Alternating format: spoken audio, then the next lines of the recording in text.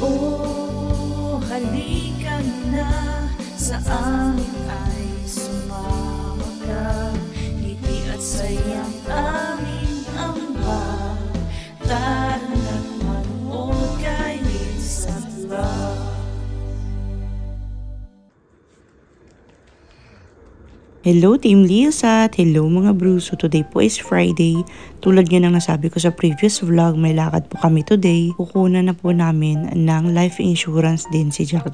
Nag-rest day din pala ngayong araw si Kuya Jerome kasi ayan, sweldo niya. Tuwang-tuwa si Kuya Jerome sa sweldo niya ngayong buwan kasi medyo marami-rami. And syempre, tuwang-tuwa din ang Kuya Jake kasi kapag sweldo ni Kuya Jerome, meron niyang konting pabigay sa kanya. Nandito na pala kami sa meet-up place ng Filipino agent ng Daiichi na si Sister Christina. Sa mga bagong viewer po na makakanood ng vlog na ito at baka magtanong na naman po kung ano yung life insurance namin, Daiichi po. Kung meron po kayong mga questions about sa life insurance ng Daiichi, pwede nyo po i-message si Sister Christina. Ilalagay ko po yung link ng kanyang Facebook account sa description box. Pakiclick na lang po yun. But anyways, after po namin dito, umuwi na rin po kami kaagad. Tulad nga din po ng sabi ko sa previous vlog, today po sana magsi-celebrate ng birthday si Papang, advanced birthday celebration niya, pero ika-cancel na. Pinakancel ko na po sa kanya. Ay naku mga bro, ang oras ngayon is magfo-4 and yung handa-handa mamaya ni Papang is pinakancel ko na sa kanya. Nakapagluto naman na ako ng lechong belly, ayan. Pero naantok na kasi siya, antok na kasi siya kasi galing siya sa panggabi na trabaho. So umuwi siya kanina 8 AM. Pagka uwi niya, naligo, umalis kami kaagad, diba? So ang nangyari, kanina, habang nagdadrive pa uwi, parang antok na siya. Tapos pag uwi niya dito sa bahay, sabi ko, i-cancel niya na lang yung kanyang paghanda today para sa birthday niya bukas. So, si Kuya Shibuya, yung asawa ng ate ko na Japanese, in-invite niya rin kasi yun. Sabi ko, tawagan mo si Kuya. Kung sino man yung mga in-invite mo, tawagan mo na. Kasi para makatulog ka na, para makapagpahinga ka na. Kasi mas importante naman yung pahinga mo kaysa sa doon sa handa-handa mo. Anytime naman kasi pwedeng maghanda-handa. Pero yung sarili niya kasi na kailangan niyang itulog, kailangan niyang ipagpahinga. Kasi bukas, pagkagising niya, may trabaho na naman. Kaya sabi ko, unahin mo muna yung sarili mo makapagpahinga ka kaysa sa maghanda-handa ka. Pero pa namang next year, tsaka sa mga susunod na next year kapag okay yung katawan. Medyo naging bruha ako kanina kay Papang. Pero alam niyo yun, birthday niya kasi. Kaya medyo din, yung parang naintindihan ko rin siya. Kasi sa isang taon, once ka lang din naman magbi-birthday, diba? And ngayong this coming 29 nga, papasyal din naman kami. So parang birthday celebration na rin yun niya kasama nung mga birthday celebration ng mga bata. Parang napag-isa na ba? Kasi nung May, hindi nga kami nakaalis para sa mga birthday ng mga bata. Kaya aalis kami ngayong buwan, kasabay na rin para sa birthday niya. Celebration na nilang tatlo, si Jack, si Kuya Jake at saka siya para celebration ng mga birthdays nila. So iisahin na lang. Kaya 3 days kami sa Osaka. Pero ngayong araw na to, pinakancel ko sa kanya yung kanyang pahanda-handa sa kanyang birthday. Kasi syempre nga naman, gusto kong mas unahin niya yung sarili niyang makapagpahinga kaysa sa paghanda-handa, diba? So, anytime naman nga, pwede nga makapaghanda. So, ang gagawin ko na lang nito, ibabalot ko yan sa mga packs para yung mga biskita niya dapat today, mabigay niya na lang bukas ng umaga. So, ayun. Yung pala, yung pinunta namin today na life insurance ni Baby Jack, explain ko na lang sa next vlog kasi medyo mahaba-haba yung explanation. Kasi nga, si Baby Jack, meron siyang Kawasaki disease. So, kapag pumasok ka ng life insurance na meron ka na talagang sakit, parang iba yung magiging, anong tawag nito? Parang iba sa kanya yung rules kasi nga may sakit na siya. Pero nakapasok pa rin naman siya sa life insurance kahit may sakit siya. Pero hindi same na kay Kuya Jerome at saka kay Kuya Jake. And hindi ganong kamura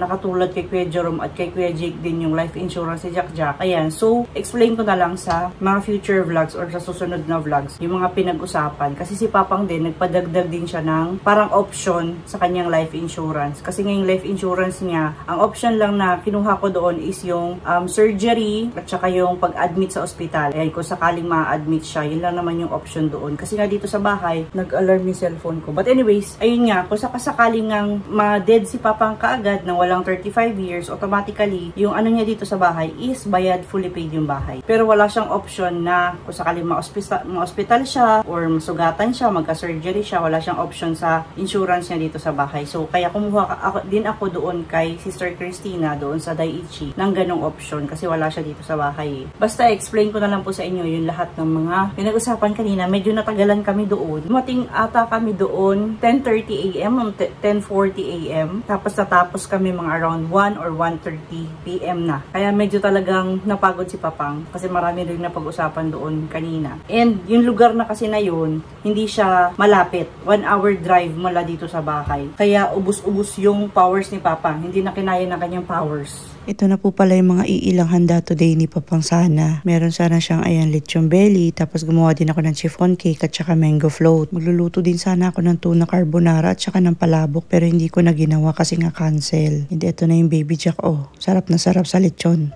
Sure, Elmo. We'd love to learn the alphabet with you. Sushi. Ay, sus.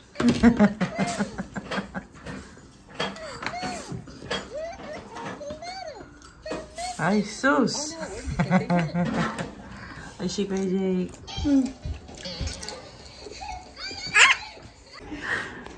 Gumagawa ng ano, mga flower, oh. Para sa girlfriend, oh. Lululululu. Magawa ako ng mabilisang cake for Papang. Rest day pala yun si Kuya Jerome hanggang August 25. Kasi nga, sa August 25, magdi-date sila na kanyang girlfriend. Gumagawa pala ako ngayon ng mabilisang cake. Kung napanood nyo po yung previous vlog, bumili kasi ako ng ready-made na sponge cake. Kaya ito, icing na lang yung ginagawa ko. Ibi-birthday sa lubong namin mamaya si Papang. Hanggang sa mga oras na to kasi tulog na tulog si Papang doon sa taas. And kami, hindi pa kami natulog. Aantayin kasi namin maghating gabi mamayang alas 12. Tapos kapag nag-alas 12 na, sisindihan namin itong mga kandila ng birthday cake niya. Tapos kakantahan namin siya ng happy birthday. Tada! 30, 38.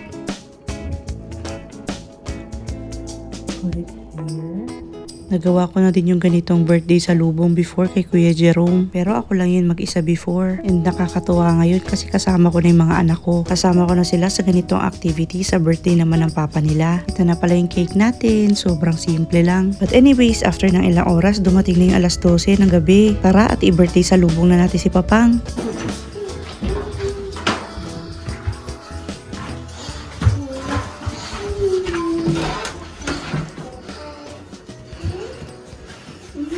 Jake, sing na. 1, 2, 3, go. Happy birthday to you. Happy birthday. Happy birthday. Happy birthday.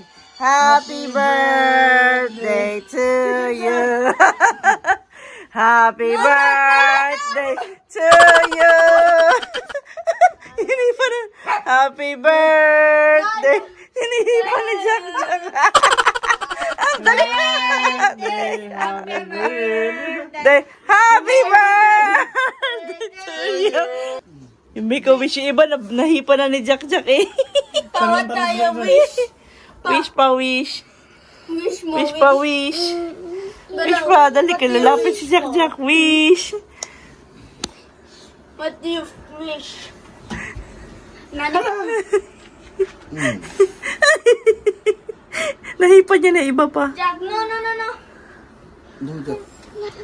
Daw Jack. Wish na. Come on, Jack. Hipan mo na pa. Yes. Hindi mahawakan. Ay, sus. Hipan mo na pa. Hindi matutupad ang wish mo pa. Ala, naubusan ni Jack Jack pa. What do you wish pa? More pa, Jack. More pa, more. Two more pa. Yay! Today po is Tuesday.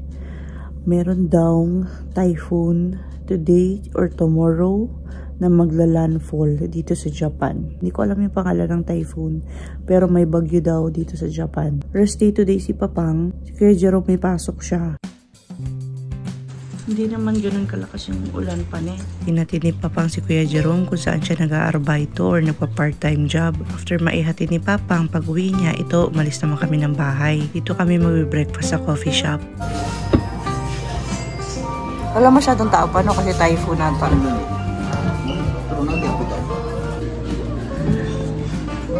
Nagigising lang yung tayo-tayo pa mo. Pag umaba din yung hair mo ulit, Kuya Jake, square din ulit ka ni Mama. Katulad kay Jack. No! God, please, no! No! Ayaw ko square, ma'am. Ay mo, square. Eh, cute man yan. Kawaii man yan. Mainit pa siguro masyado pa. Napaso ata siya pa. Ay, shush! Atsuy daw. Atsuy daw pa, atsuy. Atsuy daw pa pa. Atsuy to, atsuy. Asan tinidor niya pa? Bigyan mo yung tinidor niya pa. Ang kain na kayo, Jay. Ayun na yung chicken mo. Kain ka na, oh. Napay. Eat na, eat na.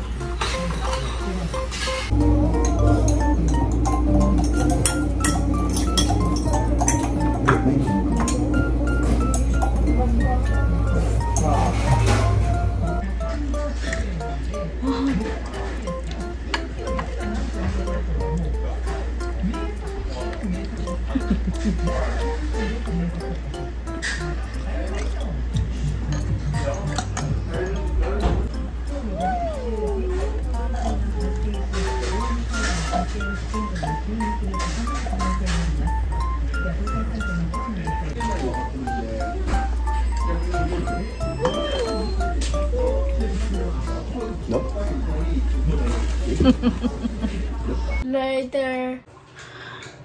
Nagsiksikan kayong tatlo dyan sa bathtub. Si Jack Jack ko, andyan pa. Pa, andyan ni Jack Jack. Bilog na bilog. Busog ka, Loy? Ha? Uy, naipit na itong itlog ni Papa. Sobrang lumakas na yung ulan. Ang oras ngayon, 5 minutes na lang, 8 PM na dito sa Japan. Iniisip kong i-cancel yung aming lakad. Tatanungin ko pa si Papang. Cancel natin yung lakad natin, pa? What you think? Nakabuking na. Oh, nakabuking na ako eh. Paano kaya to?